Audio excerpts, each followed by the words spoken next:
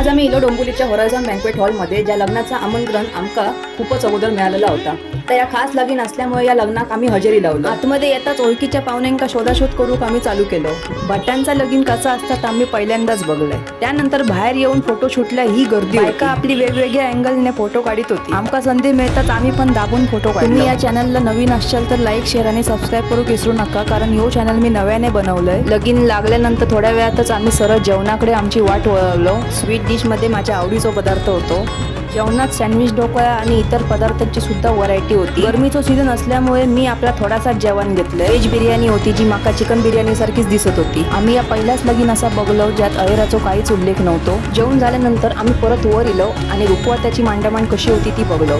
त्यानंतर आम्ही नवरा नवरी सोबत फोटो काढूक रांगेत उभे राहिलो. हॉलचं डेकोरेशन खूप छान केलेला होता. व्हिडिओ आवडला असेल तर लाईक, शेअर आणि सबस्क्राईब करू विसरू नका. भेटूया पुढच्या व्हिडिओमध्ये.